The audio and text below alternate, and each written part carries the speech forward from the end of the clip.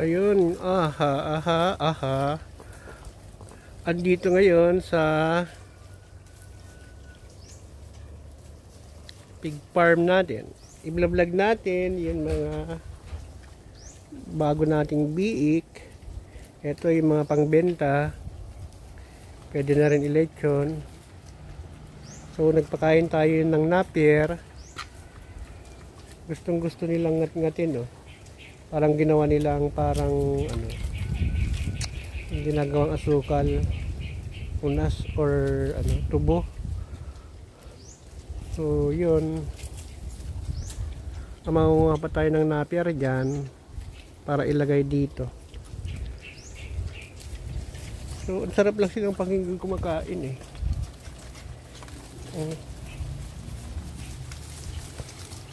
So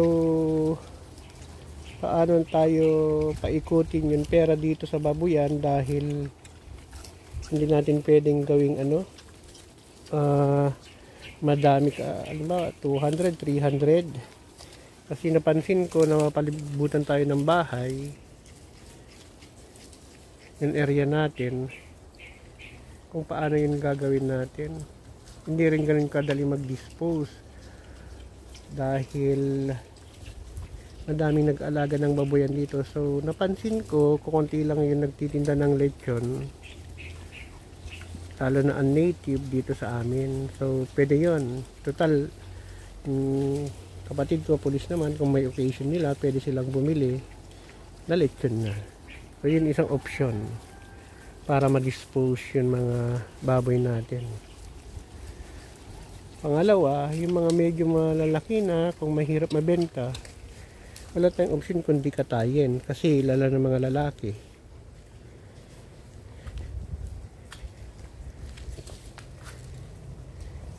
Hindi pa rin umaalis to. Malakas yan sa feeds, tapos medyo mabagal silang lumaki dahil nga ano sila, native. Mabagal lumaki ang native.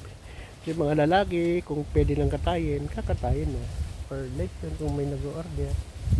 Tapos minsan may mga bumibili rin ng native na lalaki, gagawin nilang bulugan or pangasta. So yung mga option lang. Ito kasi napansin ko, kung ano sana pipilitin na mag-alaga, magkakasya dito 200 to 300 na baboy. Ang problema, kahit ganito na wild sila at free range sila, hindi ganun kabaho. Pero may mga ano dyan, lubnak or sapa, na paunti ng paunti yung tubig na yung mabaho, maamoy. Din kasi ginawa nilang lubluban, yung tayo nila nandyan na. So baka someday magkarereklamo yung mga kapitbahay natin. So sabi ko sa kapatid ko, hindi natin pwedeng padami ng ganun kadami.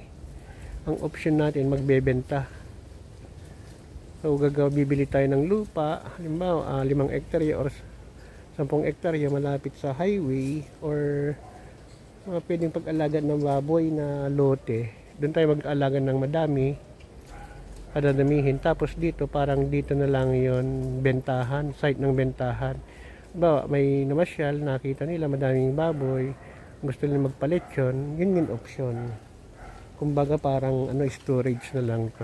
Dadali mo dito, halimbawa may December, parting in December, may mag-order ng lechon, 2 sa isang araw, 3, ganun.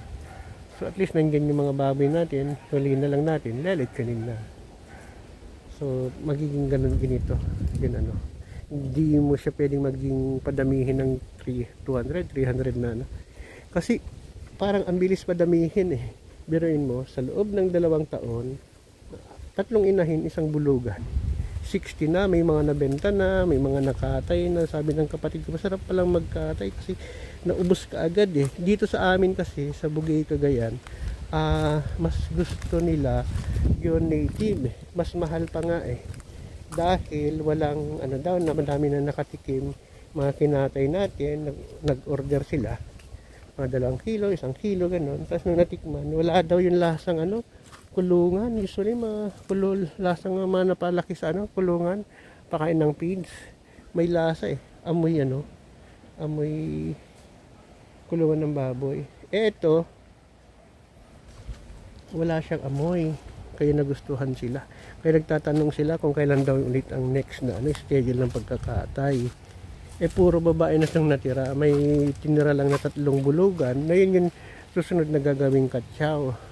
Pero sabi ko, hindi po pwedeng yan, magiging inbreeding tayo. So, bibili tayo sa iba ng native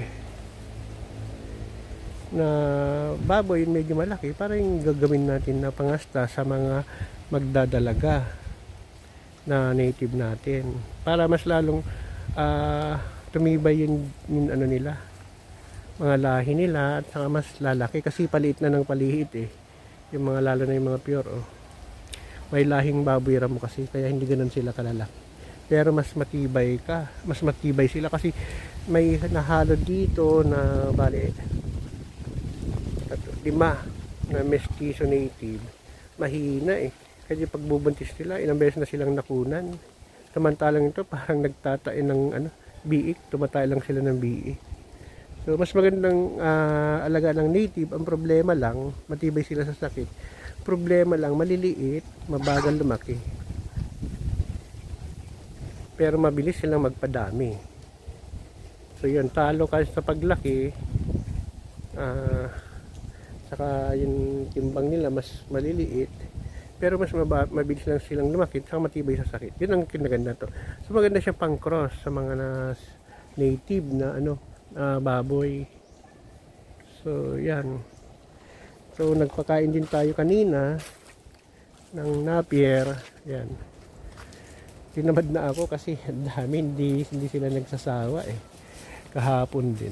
Balit 2 days na tayong consecutive na nagpapakain ng Napier. Hindi sila nagsasawa. Siguro matamis yan, parang tubo. Yun yung gustong gusto nila. Hindi yung mga biik, ang ganda lang panoorin, lalo na yun umaga, tapos bagong buhos ng ulan, tapos umaga bagong sikat ng araw. Ang sarap ng feeling pag pinapanood mo sila. Sarap nung simoy ng lupa, tapos yung araw, nakakawalang stress. So yun, doon ka mainggan yung mag-alaga. Katulad yan, nandito yung dalawa nating white. Ito yung pinakamalaki.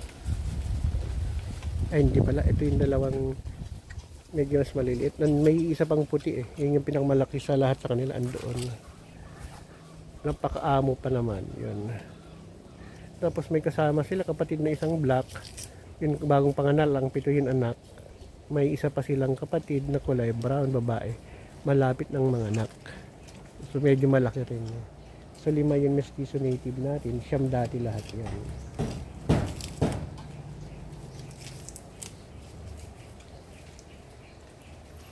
Ang sarap lang yun, kuha ka lang ng Napier, itatapon mo dito. Ang sarap ng feeling kasi parang nakikanggan yung magpakain. At the same time, kumikita ka. Kasi nga, pag nanganak sila, mabilis magpadami. So, ma-encourage siguro yun problema lang, yun kulungan, yun pagpapatayo ng bakod kasi medyo mahal. Siyempre, lote rin, mahal din. So, yun kailangan ng medyo malaking kapital kapag magne-native. Pero siguro kung may lupa ka, kahit wala kang kapital, bumili ka ng 1, 2, or 3, after 2 years, ganito na rin kadami. Mabigat lang sa pagkain, kaya magbebenta ka. Paikot-ikutin mo lang, after 5 years, milyonaryo ka na. Kung masipag ka. Kasi kailangan magtanim ng mga pagkain nila. Halimbawa, yung gabi, kamuting kahoy, Napier, madre de agua, saging, papaya. Yun yung mga pwedeng ipakain sa kanila. So, yun, iluluto mo lang yung mga papaya,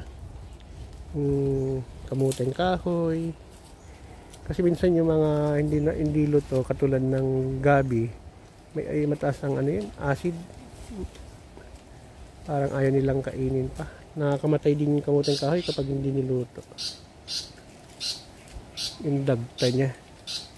So, yun yung mga alternative na pwede nating gawin, pakain sa baboy kung gusto mong yumaman, basta masipag ka lang, may lote ka, yun, mag-umpisa ka muna sa konti. Habang dumadami sila, pag-aaralan mo kung paano mag-alaga ng madami. Kasi iba kapag madami yung alaga mo. Lalo na kapag ganito na pre-range, nagkakasakitan sila. Nalulusaw yung pagbubuntis nila. So yun yung isang disadvantage. So at least may cubicle ka na panlagay mo individually kapag malapit na manak or buntis na, para hindi sila pilitin na kastahin ng mga lalaki. So doon nakunan yung 6 natin na inahin. Ngayon buntis na naman sila. Kaya nga magpapagawa tayo ng bakod ulit dito sa gitna para masegregate sila. Gagawa rin ng ganyan lalagyan. So okay na, ito po yun pinapagawa nating bakod. Inasintada, tapos lalagyan na ng haligi. Pagkatapos may ilagay yung haligi, magbubuhos, saka naman isusunod yun hollow block. Yun yung pinamabilis na paraan sa mga karpintero. So hanggang dun na lang po, at umuulan, baka mabasa yung cellphone natin. So hanggang dito na lang po.